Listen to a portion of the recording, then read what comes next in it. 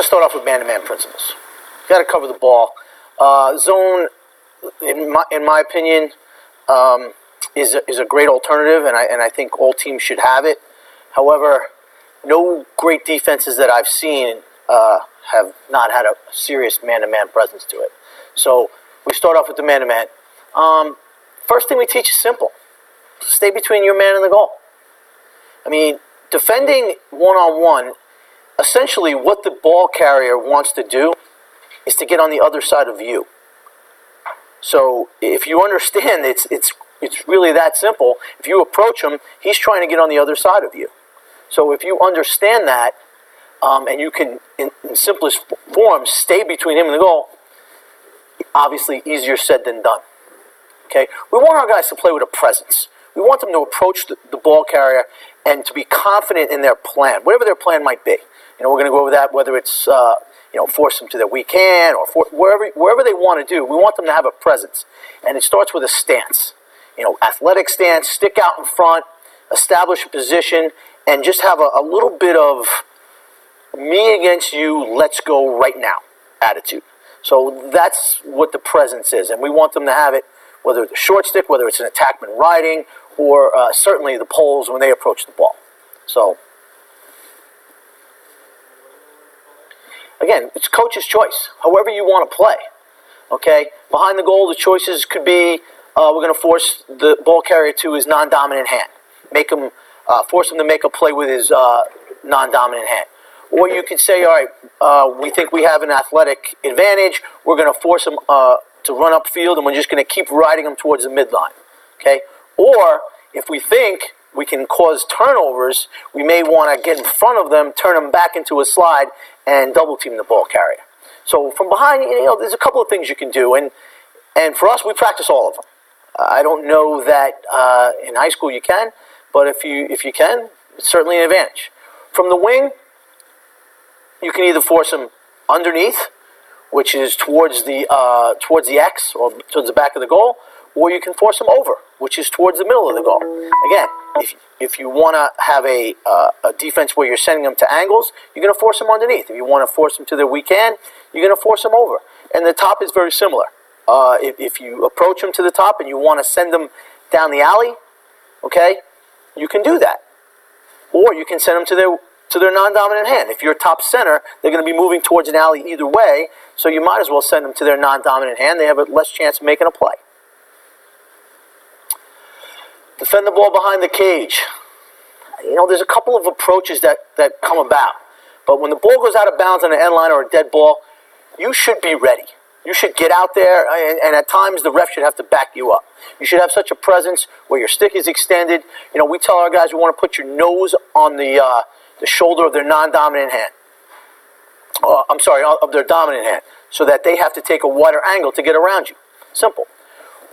When they're exchanging the ball, so now you're in off-ball position and the ball is moving, it's a little harder. Okay, you have to get out there and you have to anticipate. Okay, you have to be moving on the fly to the ball. That's why when Coach Matanowski talks about the offensive ball speed, it makes a huge difference. If the ball is getting lobbed back there, you can arrive on the ball and cause a turnover. If they're spinning the ball fast, it makes it harder. And our guys spin it pretty quick, so it's really important for us to be moving on the fly to the ball. But when the ball carrier receives it, we have to break down in our presence and with short, choppy steps approach them. Okay, we call it creeping. Okay, you got to kind of, if you're anticipating the ball coming towards your man, you can creep out. The short sticks really should be good at this because they get attacked the most.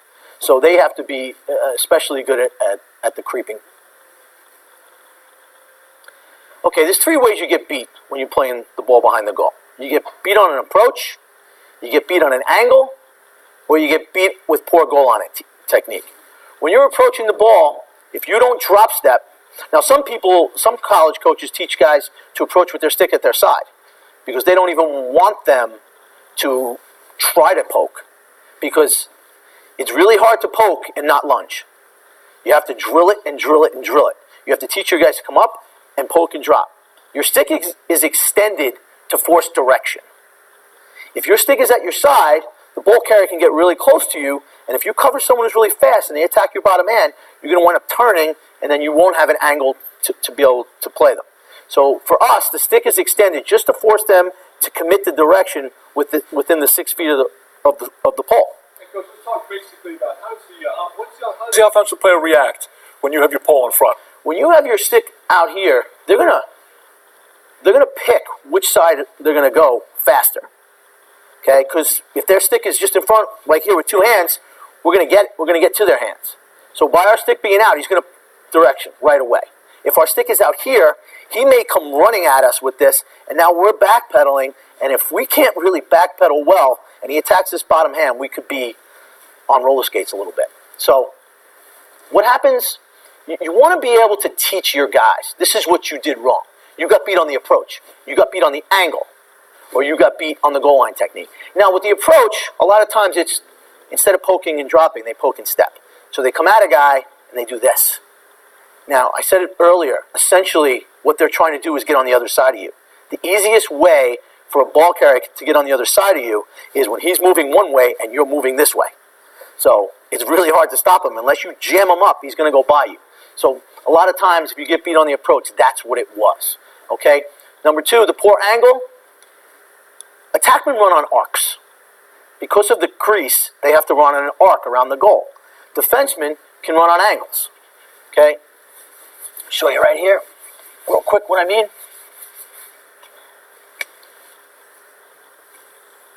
The attackman has the ball, he has to run around the goal, or around the goal. The defender, as the attackman comes, can run right through the crease, and he runs on angles. Quite often, what happens when they get beat on the angle is when the attackman's running, they chase him. Okay, call it water skiing. He pulls you around the goal. You don't want to get pulled around the goal. You want to beat him to a spot. So you don't want to be water skiing. And the third one is when the attackman gets above the goal line. Okay, whether he's here or here. How do you get beat? Where do you put your stick? Okay, if he's a right-handed player and you're over here and you have your stick behind him and he scores, you got beat on the goal line technique. Now, if he's a left-handed player and he scores right-handed, you would say it's probably not poor technique. He made a really good play. Okay, so sometimes you do have to tip your cap. Okay, a lot of times what happens is if your stick is in front and you do everything right, and he gets to the spot on the field that he can still score, there was a lack of physicality somewhere. Okay, we want our guys to have some subtle contact behind the goal. Okay, the poles, we tell them if he's running right, you should be popping right. What I mean by that is, if a guy's running right-handed, Coach, if you could come over, if I'm defending someone, if you could stand right here, Coach, and if he's running right-handed, if I'm right-handed, I want to push him with my right hand. And if I'm left-handed, I want to push him with my right hand, because he's running righty. If I push him with my left hand here and I miss, I'm off. If I push him with my left hand here and I miss, I'm off. Okay, if he's running left-handed, you want to pop lefty. If I'm lefty, you pop him and then you run with him. If you're righty, you pop him and you run with him. Because if you miss, you're still safe. Okay, so runs left pop, runs right pop. But there's a lack of physicality. And we would say that if you watch football right now, and you watch the replays on touchdowns, everybody says, look at that cornerback. He didn't reroute. He didn't get him off his line. That wide receiver was able to get off the line. Here's the cornerback right here, and he was able to get to where he wanted to go. And the defensive coach said, man, we didn't get physical. We didn't push him. We didn't. In the pros, it's 5 yards. College, I'm not even sure what's the college. Yeah, I don't know. But same concept. Driving the ball carrier off his line. Now, before we get to that, I just want to reiterate a point the coach is making. Whatever you decide to coach, and that's up to you. Whatever your philosophy is on teaching defense or teaching offense, the key, a lot of coaching is how do I then correct the mistakes that I see. And so that was our point in this last slide here, is that we're just saying that, listen, if you're going to defend behind the goal, and this is what you're teaching, can you figure out how to help a student during the course of the game or a practice? And say, hey, listen, you know what? We're taking bad approaches. We're going to practice approaches. Let's practice approaches. Or our angles are bad. Maybe we need to put poles on the field. Or maybe we need to figure out how to give an offensive player a head start and then teach our guys how to cut them off. Or technique on the goal line. Maybe we should just start above the goal line. Maybe we should just start blow the whistle from there and show them how to have success. So, again, whatever it is you're coaching, you got to know at the end of the day, you got to know how can I make those as opposed to, come on, what are we doing out here? No, that's not really the right coaching response. The coaching response would be, hey, Tommy, right? Took a big angle. Next time you got to take a better angle. Or, hey, you got to be more physical above the goal line. Or whatever it is. Whatever it is that you see, just so you know, that's your responsibility. The whole concept of what we're doing out here and don't do that and that kind of stuff, that's bad pizza. And you wouldn't find that at Richie's. College Springs, North Carolina. You may have.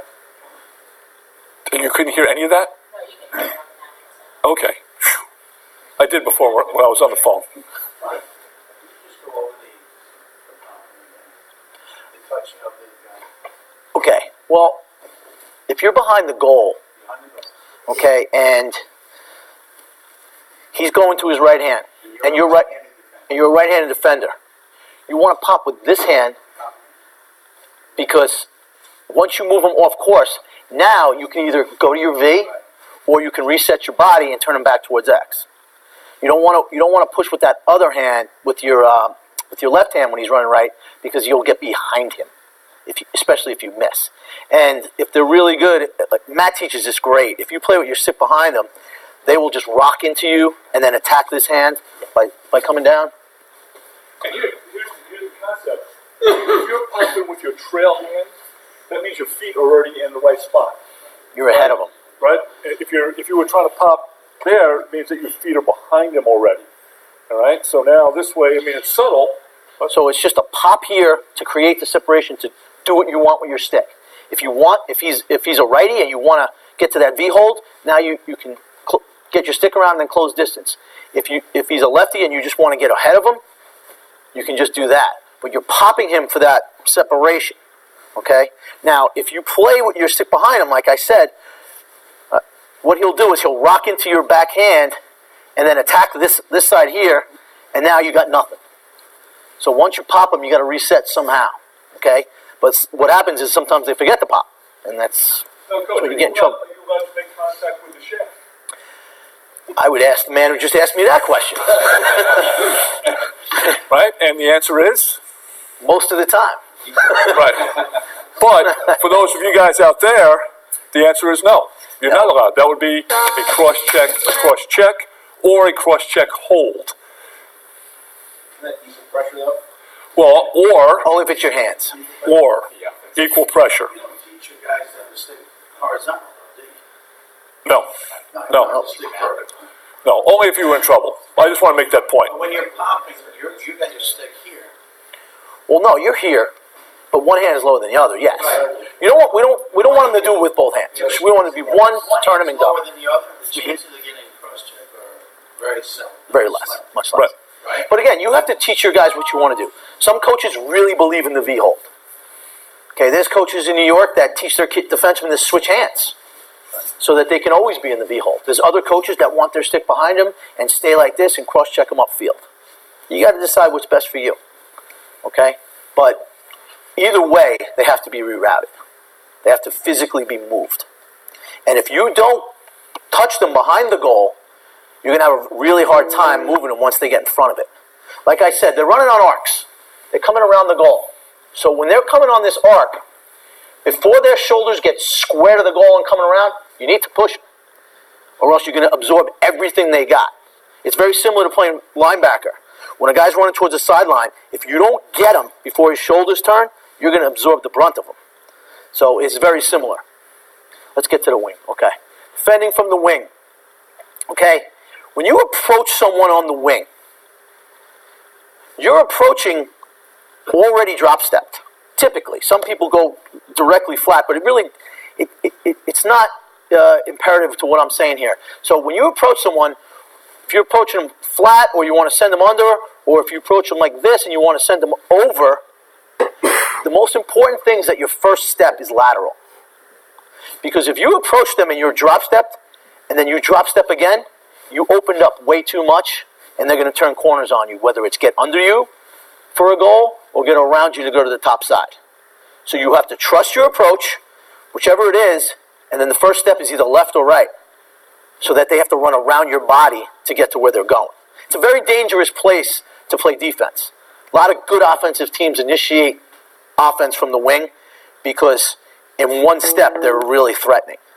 Now, defensively, the good news is if you can bang them and reroute them, in one step they're not threatening. Like if the guy goes underneath and you shove him, now he's not as much of a threat. Okay, if he goes over and you shove him, you got to stay on it because he does have a lot of field to run to. Okay, again, be physical and push. Okay, we want to trail the Dodgers from the wing. So you're slightly behind them, whichever way you approach, and we want to we say stay in their back pocket because there's two things we can do. We can make sure they don't roll back by staying in their back pocket. If they slow down, we use them to slow down. So if I'm running with somebody and I'm trailing them and they stop, I don't try to stop on my own. I use them. I run into them. Now, I'm not trying to run them over, but I'm trying to use them for me to slow down. That subtle contact will stop that change of direction from hurting me. Okay? And if we come to slide, we can trail check them. We're on the back hip. Now, if they slow down enough for us to shove them again, and then we don't have to slide, that's fine. But if we slide, they're gonna put their hands out to throw it, and we can be waiting for that, and we can disrupt that. Defending up top, the alleys in the middle. Again, what's the plan? Players got to know, where am I sending this guy? There's a lot of room up there. Okay, so we want our guys to do a better job at creeping and getting out there to force the ball carrier to be extended on the reception of the ball. Okay, so this way we can organize underneath them because a lot of times we do have to slide to that. So we want to get organized fast. Okay, so if we're going to send them to the alley, we approach and we compensate for the lack of having a 6-foot pole. That's why we're crowding them. We're creeping against exchange passes a lot. We're not so concerned with giving up unassisted goals against our poles. If it happens, you're not so mad about that. The poles should be able to win some battles. But you don't want to give up unassisted goals when short sticks are on the ball. You feel like you should be supporting those guys. So you want those guys to play with this attitude of, I have a whole team that has my back, not that I need any help. You're going to get help, so be aggressive. Okay, get out there. Okay, so we want them to anticipate on the exchange of the pass. And when they get out there, if we're in this alley situation where we want to send them down the side, we want to have their shoulders square to the sideline, and we want them to simply straddle their topside foot. That's all. And get ready to run downfield because typically they will take what you give them. Okay? If we're shading them, which is more of a kind of head-up approach or sending them to the middle, okay, we still want to, overcompensate for being a short stick. We want to get out there, but we just want to reverse the footwork. So we're going to straddle the other leg and send them to the middle. And you guys can do anything in between. If you think you have some good guys who can cover their guys and you want to play them head up, play them head up. And when I say head up, you want to always shade their strong hand. Most kids are much more dominant with one hand than the other. What's next? Before we get to sliding, Let's cue up some film. Okay. Let's cue up some video. Yeah, we're gonna cue up some video, and we're gonna talk a little bit while these guys are doing that. Give you a little break here and just talk a little bit about leadership. One of the things that we happen here with us is, we've bemoaned the fact that sometimes we lack leadership. Only because places like this, I think, it's hard to lead. Everybody's used to being an alpha male. Everybody's used to being the guy. So it's hard to sometimes take direction. It's hard to give it. If everybody kind of respects everyone and it's like, well, I don't want to say anything because, he's really smart in school and who am I to tell him what to do or how to act? And so it becomes difficult. So one of the things that we did this year, instead of, for me, whining about, guys not really stepping up